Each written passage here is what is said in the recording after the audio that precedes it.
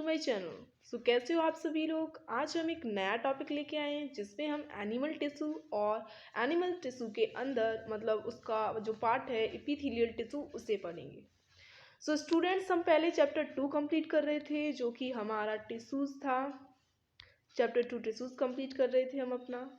उसका जो part two और 1 मैंने डाल दी है वीडियोस, ये थर्ड पार्ट है आपका। ओके, सो चलिए इसको देखते हैं। इसमें इससे पहले हमने क्या क्या कंप्लीट कर लिया है। ये हमारा चैप्टर 2 का कंटेंट था, चैप्टर 2 टिश्यूज़ का। इसमें हमने इंट्रोडक्शन और प्लांट टिश्यू एक वीडियो में ही कंप्लीट कर लिया था जो कि पार्ट 1 था। और जो जाइलम आपका रह गया था, जाइलम एंड फ्लोएम, वो हमने सेकंड वीडियो में कंप्लीट कर लिया था, सेकंड पार्ट में। अब एपिथेलियल टिश्यू हम कंप्लीट करेंगे इसके थर्ड पार्ट में, जो कि यही वीडियो है जो कि आप देख रहे हो। चलिए अब इसे स्टार्ट करते हैं एपिथेलियल टिश्यू को। और मैं आपको बता दूं कि अगर आपने मेरी पहली वीडियोस नहीं देखी है तो प्लीज़ देख लीजिए, क्योंकि और अच्छे से समझ आएगा। देखिए, ये आपका एनिमल टिश्यू है, एनिमल टिश्यू का फ्लो चार्ट है, इसे देख लेते हैं हम।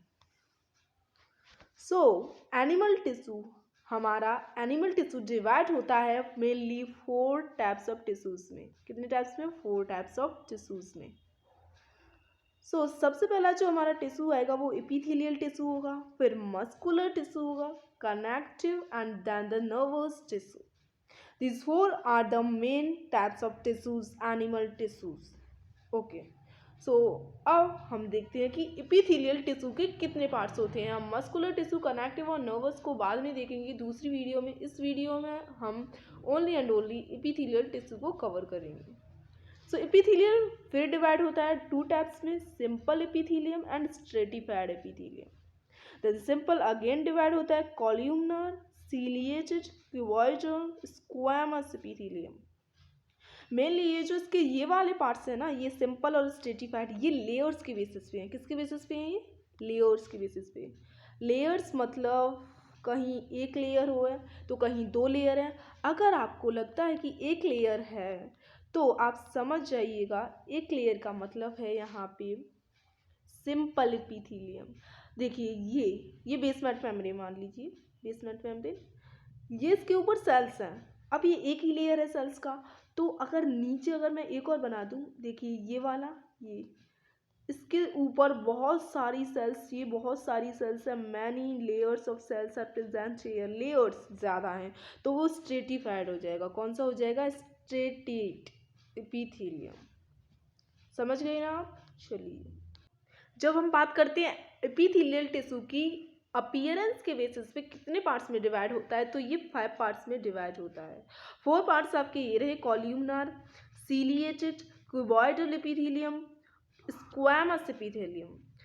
एक और आपका आता है जो मेनली तो 4 होंगे, बट हम बात करते हैं जब 4 पार्ट्स होते हैं मेनली इसके बेसिस पे, अपीयरेंस के बेसिस पे। जब इसमें ग्लैंडुलर एपिथेलियम जुड़ जाता है ना, ग्लैंड से जहाँ से सीक्रेट होते हैं, ग्लैंडुलर एपिथेलियम, ये इसमें ऐड हो जाता है तो आपके 5 पार्ट्स हो जाते हैं। कितने हो जाते हैं? 5 पार्ट्स हो जाते हैं। ओके, चलिए अब स्टार्ट करते हैं हम अपना एपिथेलियम टिश्यू। चलो, आपके सामने जो इमेज है वो आपकी एपिथेलियम टिश्यू की इमेज है, एपिथेलियम। देखिए, ये जो हैं टाइनी टाइनी से, ये हैं आपके एपिथेलियम टिश्यू के सेल्स। क्या है ये? सेल्स हैं आपके एपिथेलियम टिश्यू के। ये आपकी एपिथेलियम टिश्यू की सेल है। ओके, अब ये जो बहुत सारी ये सारी सेल्स प्रेजेंट हैं, ठीक है। अब न्यूक्लियस पे बात आती है। आपको पता है न्यूक्लियस सेल में होता है, देन एनिमल सेल में होगा ही होगा, क्योंकि एनिमल सेल यूकैरियोटिक होती है जिसमें न्यूक्लियस प्रेजेंट होता है। ये आपका न्यूक्लियस हो गया, ये वाला। ओके, नाउ नीचे जस्ट एपिथेलियम टिश्यू के नीचे आपका कनेक्टिव टिश्यू प्रेजेंट होता है। फिर आपका बेसमेंट मेम्ब्रेन, आपको दिख रहा हो तो देखिए, ये बेसमेंट लिखा है, ये आपकी बेसमेंट मेम्ब्रेन है। यू नो व्हाट, देखिए, अगर हमारे पास कुछ चीज़ है, अगर हमें उसे अरेंज करना है अच्छी मेथड में जिससे कि वो इधर उधर ना हो, तो उसके नीचे एक हमें मतलब कोई लेयर लगाना पड़ेगा, कुछ भी लगाना पड़ेगा। अगर इसे एक लाइन में फिक्स करना है तो अरेंज करने के लिए ये जो आपको दिख रहा है ब्लैक कलर जैसी मैं जिस पे अंडरलाइन कर रही हूँ, ये आपकी बेसमेंट मेम्ब्रेन होती है जिस पे आपके एपिथेलियम सेल्स अरेंज होती हैं, जिससे कि वो एक अच्छे वे में दिखते हैं और कुछ बेकार नहीं हो। अब मैं आपको एपिथेलियल टिश्यू के कुछ फैक्ट्स बता दूं। देखिए, एपिथेलियल टिश्यू सबसे पहले एम्ब्रायोक एवोल्यूशन होता है, मतलब एम्ब्रायोक डेवलपमेंट होता है। तो सबसे पहले आपका एपिथेलियल टिश्यू की फॉर्मेशन होती है। सबसे पहले एम्ब्रायोक डेवलपमेंट में आपके एपिथेलियल टिश्यू की ही फॉर्मेशन होती है।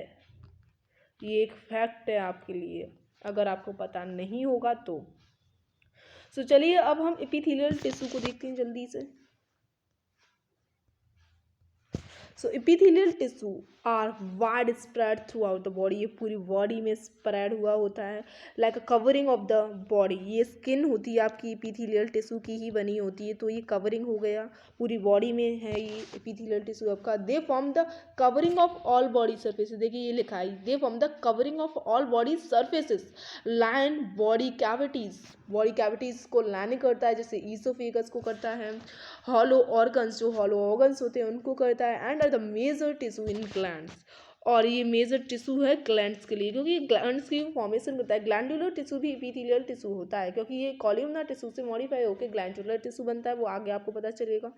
Opposite the free surface, the cells are attached to underlying connective tissue by a non-cellular basement membrane.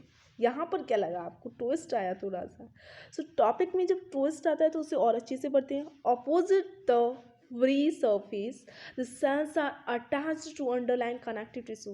Cells are attached to underlying connective tissue by a non-cellular basement membrane. Basement membrane ये हमने उस photo में देखा था जी, उसके नीचे just connective tissue था। कौन सा टिश्यू था? कनेक्टिव टिश्यू था एपिथेलियम टिश्यू के जस्ट नीचे, बेसमेंट के नीचे था, नॉन सेल्यूलर बेसमेंट के नीचे था। कौन सी? नॉन सेल्यूलर बेसमेंट के जस्ट नीचे कनेक्टिव टिश्यू प्रेजेंट था, ये आपने देखा था उसमें, ठीक है। एपिथेलियल टिश्यू हमारी बॉडी में प्रोटेक्ट करता है हमारी बॉडी ऑर्गन्स को। ये इसमें हेल्प करता है, ये लाइनिंग करता है हमारी पूरी बॉडी। अब यहाँ पे एपिथेलियल टिश्यू की हम कुछ कैरेक्टरिस्टिक्स देख लेते हैं, characteristics of the epithelial tissue. Okay, हम सबसे पहले पॉइंट को पढ़ते हैं। Form continuous seeds. इसका मतलब क्या है? देखिए, हमारी बॉडी ये स्किन है उस पर, तो स्किन में जो सेल्स हैं, अगर ये एक पार्ट हो गया तो ये फिर अरेंज होगा, वरना इसमें स्पेसेस रह जाएगी और ये सीट फॉर्म कर लेता है, एक सीट बना लेता है। पूरी बॉडी हमारी एक सीट की तरह इससे कवर है, टाइल्स की तरह। देखिए ये बेसमेंट मेम्ब्रेन हो गया, मान लीजिए ये बेसमेंट मेम्ब्रेन है। ओके, अब इसके ऊपर जो सेल्स अरेंज हैं वो कुछ इस तरह से अरेंज हैं। तो ये जो टाइल्स की तरह अरेंज हैं, ये टाइल्स की तरह अरेंज हैं, इसलिए इसे फिट लाइक टाइल्स, फिट हैं टाइल्स की तरह। ये जो आपकी एपिथेलियल सेल्स होती हैं, ये बॉर्डर करती हैं जो टॉप सरफेस पे स्पेसेस होते हैं उनको, और उसको बोला जाता है ल्यूमेन। उसे क्या बोला जाता है? ल्यूमेन बोला जाता है, जो कि टॉप सरफेस है, टॉप पे सरफेस है, उसे ये बॉर्डर करेंगी। ये सेल्स जो बॉर्डर करेंगी ना, उससे वहाँ पर ओपन स्पेस रह जाता है, उससे बोला जाता है ल्यूमेन। ओपन स्पेस रह जाता है, उसे ल्यूमेन बोला जाता है। फिर आता है आपका basement membrane. Basement membrane, okay, basement membrane पढ़ेंगे अब। बेसमेंट मेम्ब्रेन मैंने आपको बताया था कि टाइल्स की तरह जिसके ऊपर ये अरेंज होती हैं उसे बेसमेंट मेम्ब्रेन बोलते हैं, मैंने आपको दिखाया था पहले। वो बेसमेंट मेम्ब्रेन होता है जिसके ऊपर ये अरेंज होती हैं अच्छी तरह से, underside of all epithelial cells which anchors them to connective tissue. और ये जो बेसमेंट मेम्ब्रेन था, हमने पहली लाइन में पढ़ा था अपनी एपिथेलियल टिश्यू की में, कि ये नॉन सेल्यूलर बेसमेंट मेम्ब्रेन होती है, ये कनेक्टिव टिश्यू से इसे क्या करती है? कनेक्टिव टिश्यू से एपिथेलियल टिश्यू को अटैच करती है। ओके,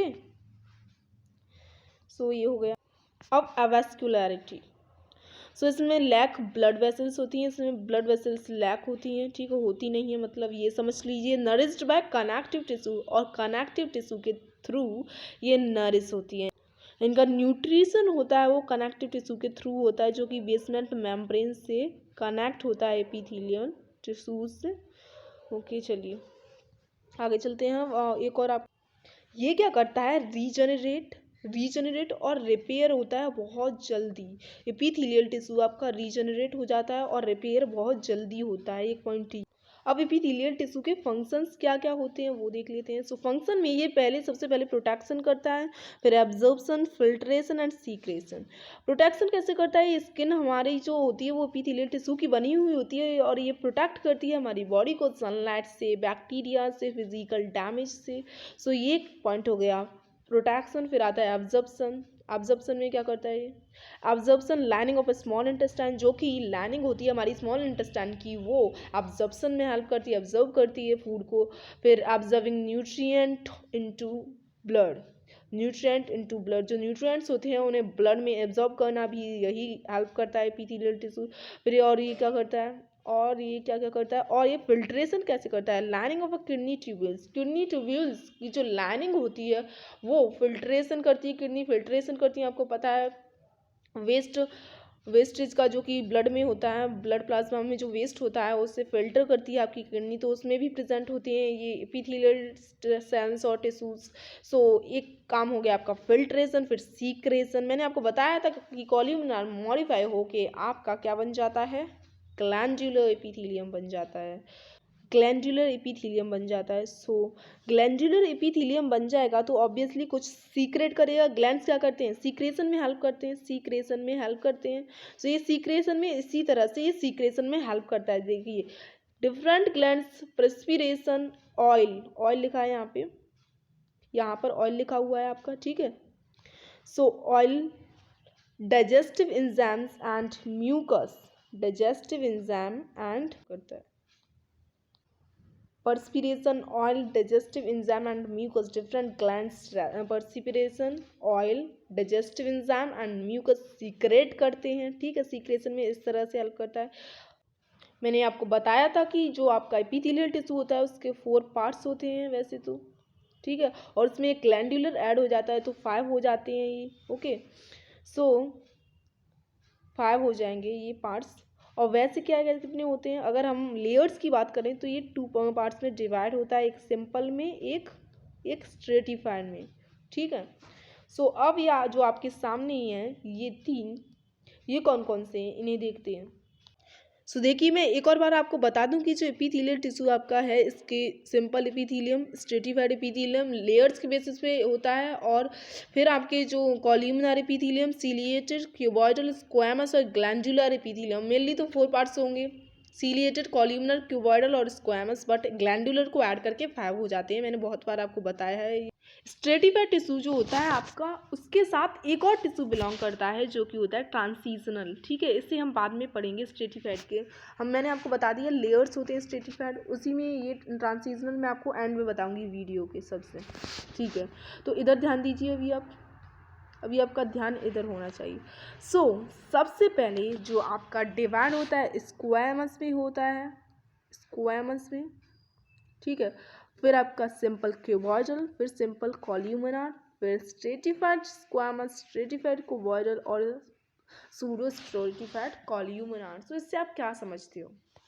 यहाँ पर आपने क्या देखा मैं बताती हूँ आपको। यहाँ पर आप नोटिस कर रहे होंगे एक चीज़ कि यहाँ पर जो आपके ये इसमें लेयर्स नहीं है, इसमें एक लेयर है, बट इन सब में बहुत सारे लेयर्स हैं। तो मैंने आपको स्टार्टिंग में बताया था कि स्ट्रेटिफाइड में आपके ज़्यादा लेयर्स होते हैं।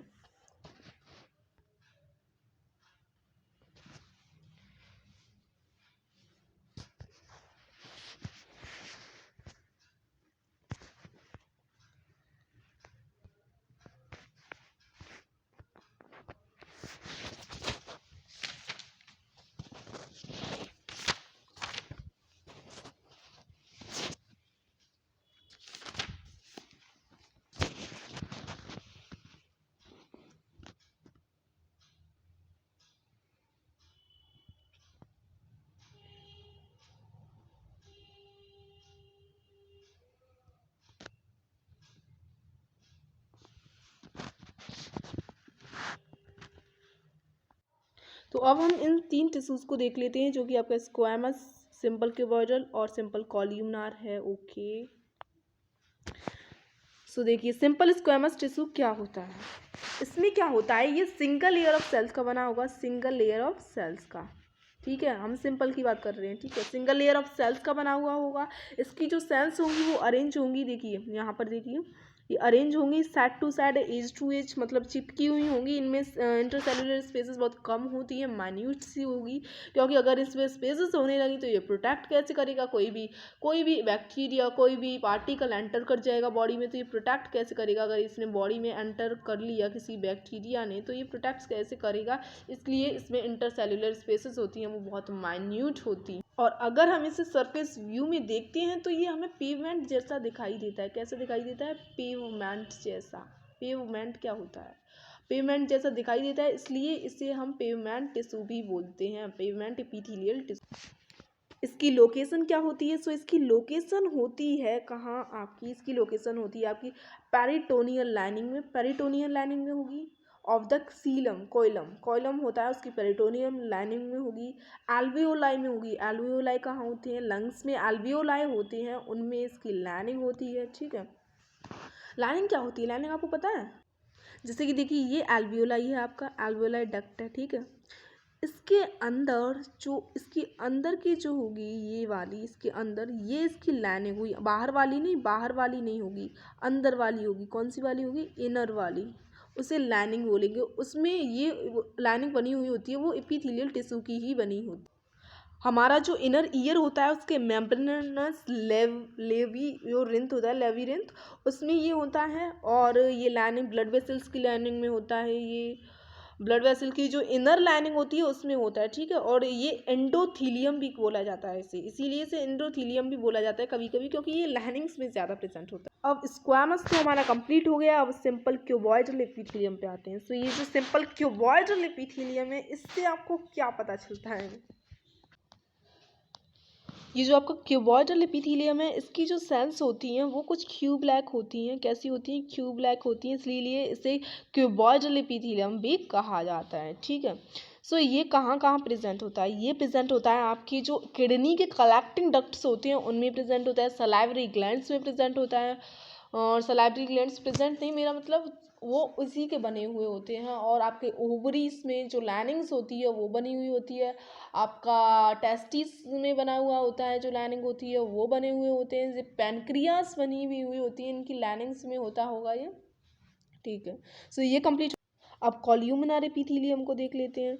सो ये जो कॉल्यूमिनर एपिथेलियम जो आपका है वो उसमें कुछ कॉलम्स जैसे बने हुए होते हैं, देखिए आपको ये सामने दिख रहा है, कॉलम जैसा लग रहा है, ठीक है। सो ये कॉल्यूमिनर एपिथेलियम है, ये बेसमेंट है इसकी, ये जो ब्राउन कलर की लेयर सी आपको दिख रही है ये बेसमेंट है इसकी, ठीक है।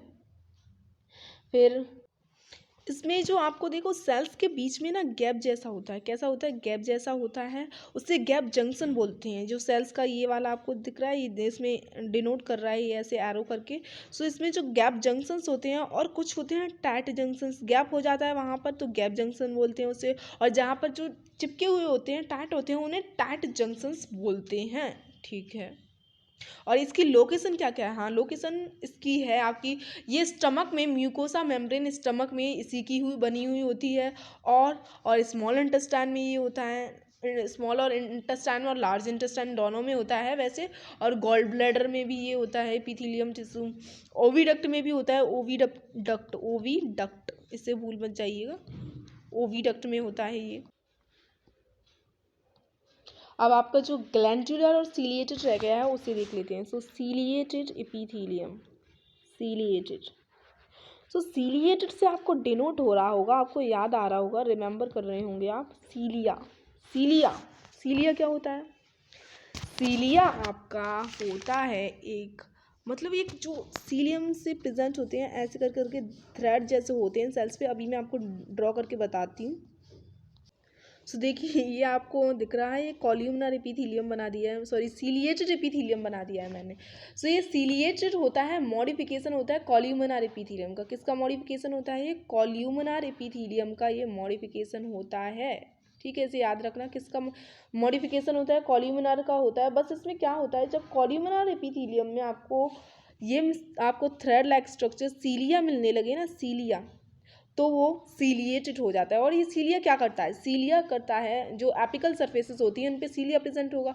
ये सीलिया क्या करता है, हमेशा मोशन में रहता है। किस में रहता है, मोशन में रहता है। मोशन में रहकर ये करता क्या है, मोशन में रहकर ये और कुछ नहीं करता बल्कि ये स्वीप करता है। जो भी डस्ट पार्टिकल्स आ रहे हैं या फिर कुछ भी बेकार सा पार्टिकल आ रहा है उससे ये स्वीप कर देता है, ठीक है। बाहर या अंदर स्वीप करता रहता है। मतलब ये मोशन में है तो ऑब्वियसली अंदर बाहर स्वीप करेगा उससे।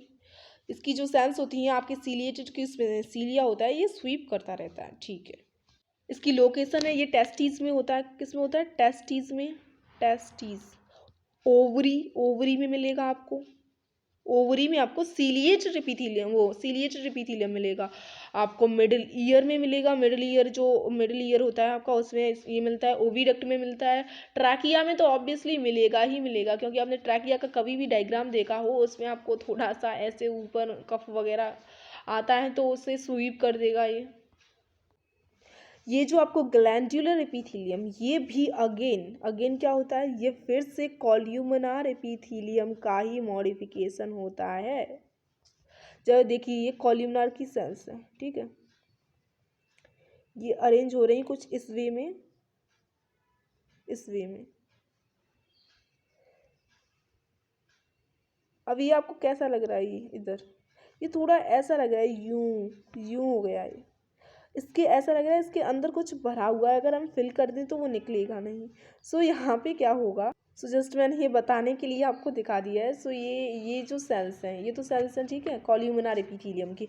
अब ये जो सेल्स हैं ये एक ग्लैंड की फॉर्म में अरेंज हो गई हैं और ये ग्लैंड वो एक कुछ एंजाइम सीक्रेट करने लगी हैं, हार्मोन सीक्रेट करने लगी हैं। तो ये अब ग्लैंडुलर एपिथेलियम बन गया, ठीक है। जस्ट ये मॉडिफिकेशन है। और इसकी और ये कहाँ का, ये कैसा होता है, ये सलाइवरी जो ग्लैंड है आपका, ये भी कॉल्यूमिनार एपिथेलियम का ही मॉडिफिकेशन। आपका आपका स्वेट ग्लैंड्स हैं आपके, ठीक है। और यही दो एग्जांपल्स मेन है, सलाइवरी ग्लैंड और स्वेट ग्लैंड्स, ये ग्लैंडुलर एपिथेलियम के हैं, बने हुए हैं। अब हम दोबारा से स्ट्रेटिफाइड की बात कर लेते हैं, क्योंकि हमने अब तक की वो हमने बात की थी आपकी सिंपल की। अब स्ट्रेटिफाइड, तो मैंने पहले भी आपको बताया था, फिर से आपको बता दूं एक और बार कि जो स्ट्रेटिफाइड होता है वो बहुत सारे लेयर्स होते हैं। लेयर्स, एक के ऊपर एक लेयर्स होता है, अरेंज होता है, तो उसे स्ट्रेटिफाइड बोलते हैं, as a form in the form of a strat, ठीक है। तो ये क्या, ये कहाँ कहाँ प्रेजेंट होता है, ये कैसा होता है, देखिए जहाँ पर ज़्यादा कटते फटते हैं हमारे, जैसे कि हमारी स्किन के एपिडर्मिस में ये प्रेजेंट होता है। Lining of the mouth cavity की लाइनिंग में प्रेजेंट होता है। लाइनिंग में बहुत बार प्रेजेंट होता है, बट ये स्ट्रेटिफाइड ज़्यादा प्रेजेंट होता है माउथ कैविटी की लाइनिंग में। टंग पे प्रेजेंट होता है, ईसोफेगस में प्रेजेंट होता है ये, और वेजिना की लाइनिंग में प्रेजेंट होता है, ठीक है, वेजिना में। फिर आपका जो ट्रांसिशनल, अभी आपका ट्रांसिशनल है, सो इसमें क्या होता है, जो स्ट्रेटिफाइड टिश्यू ही होता है वैसे तो ये, पर इसमें क्या होता है, ये सेल्स के शेप क्या होते हैं, चेंज होते रहते हैं सेल्स के शेप डिपेंडिंग ऑन द, जैसे ये स्ट्रेच होंगे डिग्री की, ये डिपेंड करता है कि कितना स्ट्रेच हो रहा है टिश्यू। सो उसी हिसाब से इसका जो सेल्स का शेप है वो चेंज हो जाता है, इसीलिए इसे ट्रांसीजनल बोलते हैं, ट्रांजीजन के हिसाब से, ठीक है। ये कहाँ प्रेजेंट होता है, ये एम्प्टी यूरिनरी ब्लैडर में प्रेजेंट होता है। जब हमारी जो यूरिनरी ब्लैडर होता है वो स्ट्रेच होता है, जब वो एम्प्टी होता है तो वो स्ट्रेच सा हो जाता है, तो उसमें ये प्रेजेंट होगा। उसका ये जो सेल्स के जो शेप चेंज होगा तो उसमें प्रेजेंट होगा ये, ठीक है। और इसकी सेल्स कैसी होती हैं, लार्ज होती हैं, राउंड हो जाएंगी, ये शेप चेंज करती रहती हैं ये। बट जब आपका यूरिनरी ब्लैडर फिल होता है ना, उसमें यूरिनरी ब्लैडर फिल होता है तो ये क्या करता है, फिर वैसे ही फ्लैट हो जाता है।